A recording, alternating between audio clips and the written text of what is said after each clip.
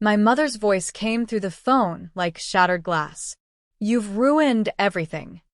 I stood in my new kitchen, marble countertops I'd picked myself, in a house I'd bought with my own money, while notifications exploded across my screen. 47 in 10 minutes, every single one from family, every single one dripping with poison. The thing is, I hadn't done anything wrong. I'd just stopped being invisible. I'm Sarah. I'm 30, and I close multi-million-dollar real estate deals for a living. I've built a life most people would envy. But none of that mattered to my family. None till I posted one photo that made them finally see me and turned me into the villain overnight. Comment below where you're watching from, and if you've ever felt invisible in your own family, drop a heart emoji. Let me take you back 6 months, to the moment everything changed. The screenshot that changed everything arrived on my birthday. It was my 30th birthday, May 15th. I woke up to silence. No texts. No calls. Nothing. I sat at my kitchen table in my tiny apartment and scrolled through old photos. There was Tyler, 2 years younger than me, at 7, surrounded by 50 people at a rented venue with a magician and a petting zoo. Tyler at 10 with a DJ and laser tag. Tyler at 16 with a car in the driveway, red bow on top. Everyone crying with joy. There was me at 7 with a grocery store cupcake. Me at 16, asking if we could do dinner, my mother saying they were too tired this year. Me at 25, sitting alone at a restaurant I'd reserved for 8, waiting for a family that never showed. The excuses were always different. Budget was tight. Tyler's tournament was that weekend. Work was crazy. But Tyler's parties never stopped. I'd spent years telling myself I was being dramatic. That birthdays didn't matter. That I was the mature one who didn't need the fuss. But staring at photo after photo of Tyler's elaborate parties that morning, something cracked. Then my phone buzzed. A group chat I wasn't in. My cousin Avery, mom's sister's daughter, had accidentally added me while trying to forward something to another family thread. I watched the messages load before she could remove me. Mom had written, "Can't believe she's making such a big deal about turning 30. So needy." Tyler replied underneath, "Right? I never asked for parties. She's just jealous." Then Dad's message, "Let's not engage. You know how she gets." How I get. I screenshot it immediately, my hands steady, surprisingly calm, before Avery realized her mistake and I vanished from the thread. I'd spent 3 decades making excuses for them. It took 30 seconds to see the truth. 3 weeks later, I got the call that would change everything. I'm a commercial real estate broker who represents corporate buyers, clients who need entire buildings. I'd been working on one deal for 8 months. An industrial complex with warehouse space, office suites, and massive development potential. $8.4 million. My commission, $336,000. I pulled into the parking garage after the closing, documents signed, and just sat there. The silence pressed against my ears. No one to call. No one who'd even ask how the deal went. For exactly 1 minute, I felt that old familiar ache. Then I thought about that screenshot. And I realized I was asking the wrong question. The question wasn't who would celebrate me. The question was what I was going to do with this freedom. That afternoon, I opened a new bank account, one they'd never know existed. The next day, a financial advisor's eyes widened when I told her my commission number. By the end of the week, I was touring houses in neighborhoods my family didn't even know existed. The kind with gates, and 3-car garages, and backyards that looked like resorts. Then my mother called, but not for the reason I'd hoped. $3,000, she said. Just $3,000. We're thinking about renting the country club for Tyler's engagement to Natalie. Her disappointment was already in her tone. Preemptive. I was looking at listing photos on my laptop at that exact moment. A 4-bedroom craftsman with original hardwood and a kitchen that belonged in a magazine. I'd already made an offer. "I'm tight on cash right now," I said. "A lie. You never help with family events. Tyler never makes us beg."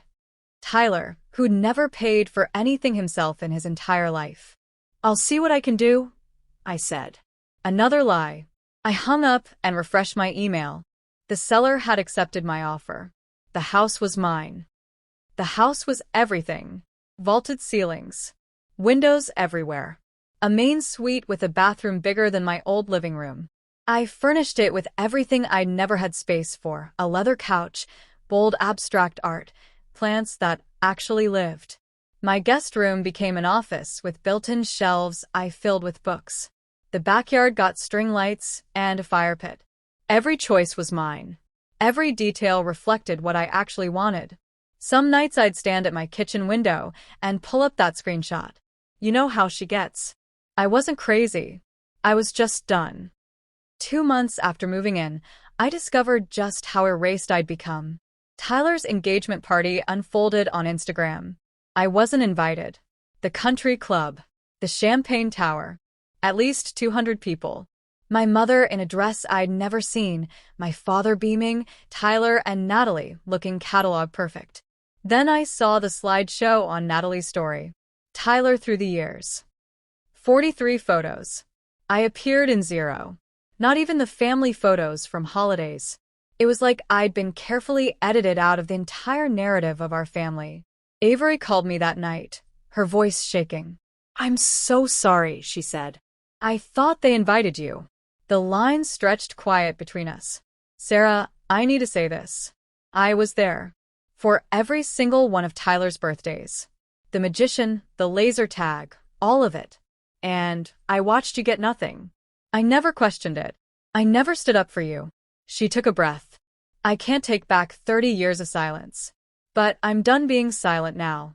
I see you." "It means something now," I said. It did. 3 days later, my mother called with a request that revealed just how disposable I was.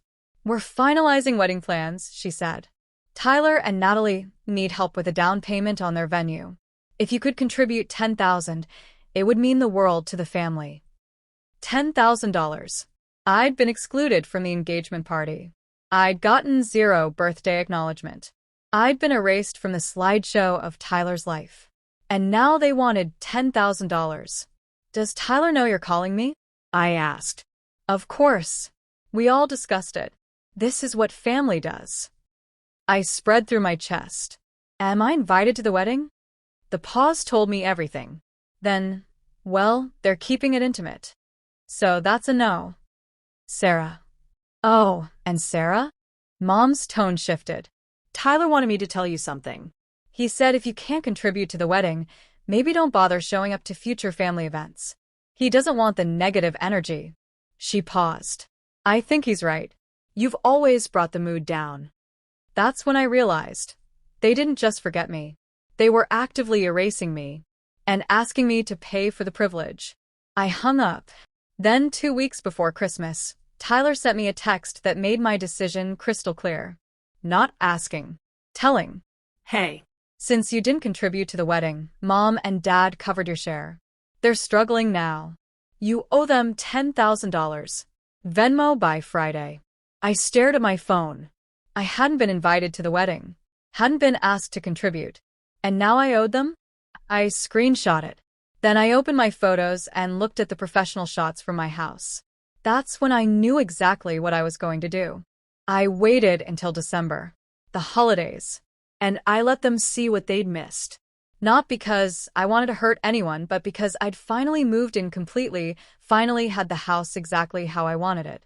The timing was genuine. My life was finally ready to be seen. I hired a professional photographer. We did a shoot at golden hour, the light pouring through my living room like honey, catching the chandelier I'd install myself, the fireplace mantle with tasteful decor that screamed money. I wore a simple black dress, hair down, minimal makeup. When I reviewed the shots later, I could see the difference between the smile I'd worn my whole life, the one that said, "I'm fine, don't worry about me," and this new one. This one that said, "I'm free." I posted it everywhere my family would see. The caption was simple: "Grateful for this year. Closed the biggest deal of my career and bought my dream home. Here's to building the life you deserve." I didn't tag anyone. Didn't mention family. Didn't explain. I just let them see what they'd missed.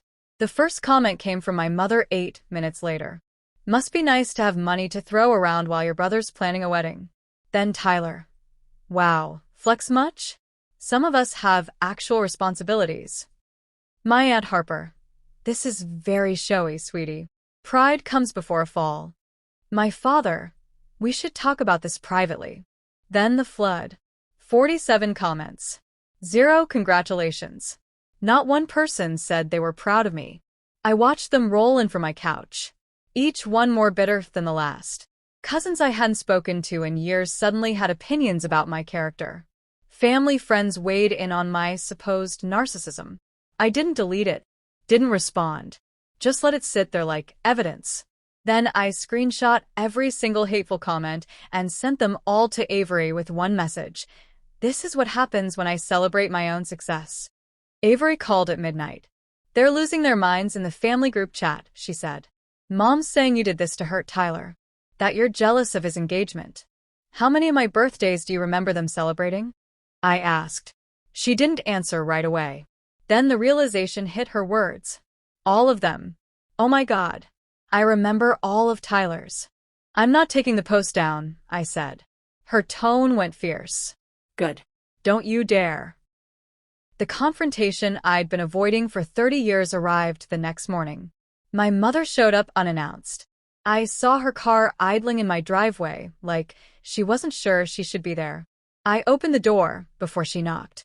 She looked smaller, older, wearing the coat I'd bought her 3 Christmases ago. Can I come in? She asked. I stepped aside. She walked into my entryway and stopped. Just stopped. Her eyes moved over everything.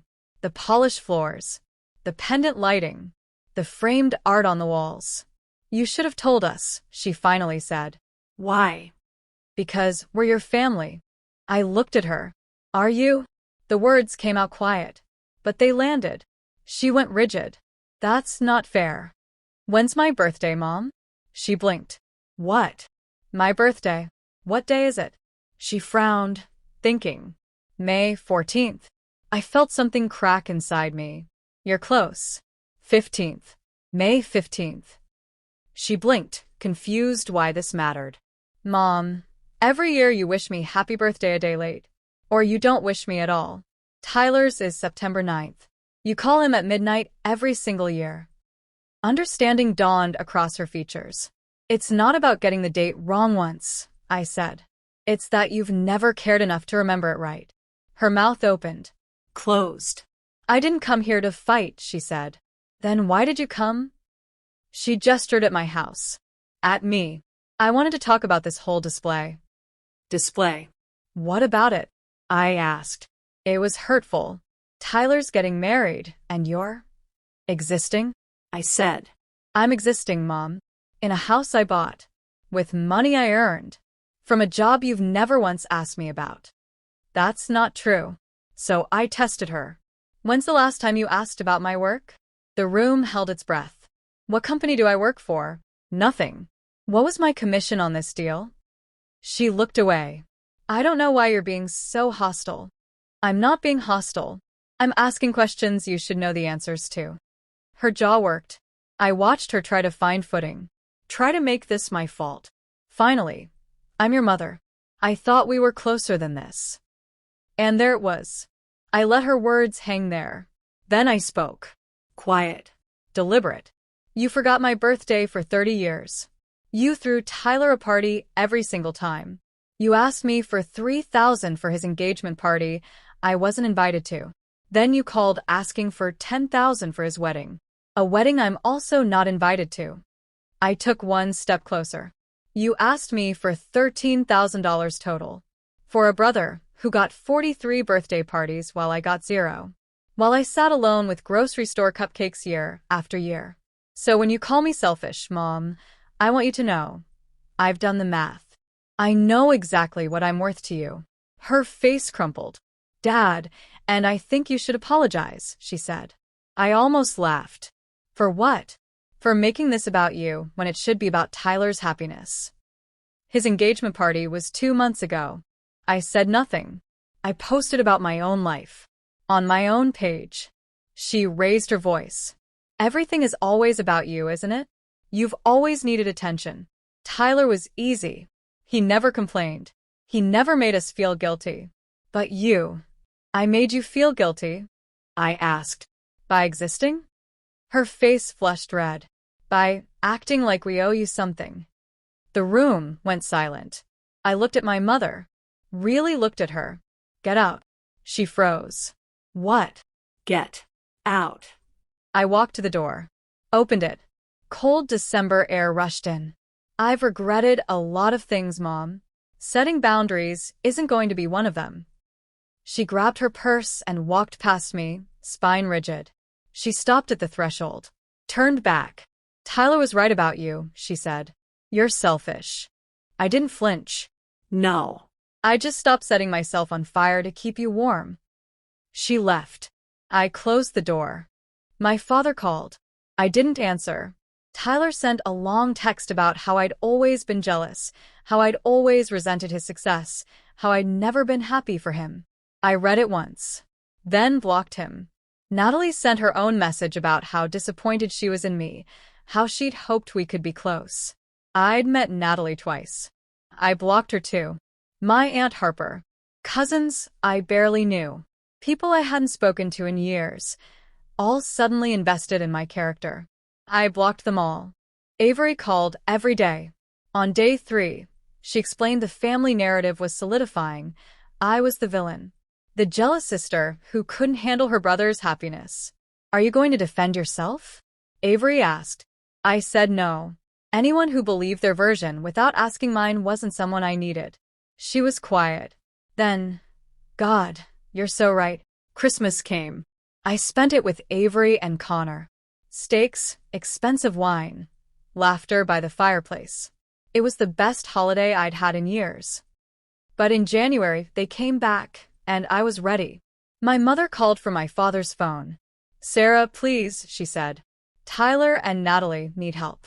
They're struggling with bills. I laughed. Actually laughed. Let me guess. He finally realized a wedding he couldn't afford was a bad idea. Silence. I'm sending you something, I said. I texted her the screenshot. The one from my birthday. The you know how she gets message. Then I called her back. This is what you really think of me, I said. So here's what I think. You raised a son who believes he's entitled to everything and a daughter who learned she deserves nothing. You succeeded, Mom. But only with one of us. I hung up. That was the last time she called, asking for money. Tyler got married in March. I saw the photos online. They'd scaled back to a nice restaurant, something they could afford themselves. I felt nothing. April brought my 31st birthday. Spa day. Dinner at home. Sunset through my kitchen windows. No calls. No texts. I'd be lying if I said it didn't hurt. Some small part of me had hoped that a year would change things. But it wasn't different. And somehow that was okay. I ordered Thai food. Opened a bottle of wine I'd been saving. Watched the sky turn pink and orange and purple from my back patio. 11:47 p.m. A text lit up my screen. Avery. Happy birthday. I love you. I'm proud of you. I found myself on my bedroom floor. And cried. First time since this whole thing started. 3 weeks later, my father called from an unknown number and said the words I'd waited 30 years to hear. I heard the exhaustion in his hello. I know you don't want to hear from me, he said. But I need to say something. I waited. Your mom and I have been talking. Really talking. We made some mistakes. Okay, I said carefully. Tyler's been difficult since the wedding. Demanding. He and Natalie expected us to help with their mortgage even after we'd already given them money for the wedding. When we said we couldn't, Tyler said some things. Hurtful things. I stayed quiet. He said we owed him, that we'd always taken care of him, so we should keep doing it. When your mom said he never appreciated what we did, Tyler said he never asked for any of it. His breathing changed. And I realized Tyler was right about that part. He never asked. We just gave. Over and over. And I thought about you. How you never asked either, because you'd learned early that asking got you nothing. My throat tightened. I sat there listening to Tyler complain about everything we'd given him, and I realized we'd given you nothing. Not because you didn't deserve it, but because we didn't see you. And that's on us. That's our failure, not yours. I don't know what to say. I managed. He made it sound like a sob. You don't have to say anything. You deserved better. You deserved all of it. The parties, the attention, the pride. And we failed you. The line stretched between us. I needed to hear that, I said. I'm so sorry. May 15th came again. This time, everything was different. I woke up to 12 texts. My father, happy birthday, sweetheart. I'm proud of you. Avery, happy birthday to the baddest woman I know with 40 emojis. My mother, happy birthday. I'd like to see your house if you're willing. No pressure. I stared at that last one for a long time, then replied, thank you. Let me think about it. 6 weeks later, my mother and I met for coffee downtown. She ordered a latte. I got an Americano. We made small talk about weather, about traffic. Then she did something unexpected. She asked about work. I looked at her, watching her fidget with her cup. Nervous. I explained a property I'd just closed. Carefully. Testing the ice. She asked questions. Actual questions. What the space was for. How I found the buyer. What made this deal challenging. She was listening. Really listening. When we left, she didn't hug me. But she touched my arm. Brief. Uncertain. I'd like to do this again, she said. If you want. Maybe, I said. 3 months after that conversation, I closed a $12 million deal. My biggest yet. My father called to congratulate me. He'd seen the announcement in the business journal. I'm proud of you, he said. And this time I believed him. Tyler and Natalie? I heard through Avery they were struggling. Turns out a lifestyle funded by parents and expectations doesn't translate well to real life. They'd asked mom and dad for another loan. My parents said no. I didn't feel vindicated. I just felt free. Last month, I hosted Thanksgiving. Just Avery, Connor, and my dad. Small. Intimate. Real. Mom texted asking if she could come next year. I said maybe. It's not forgiveness. Not yet.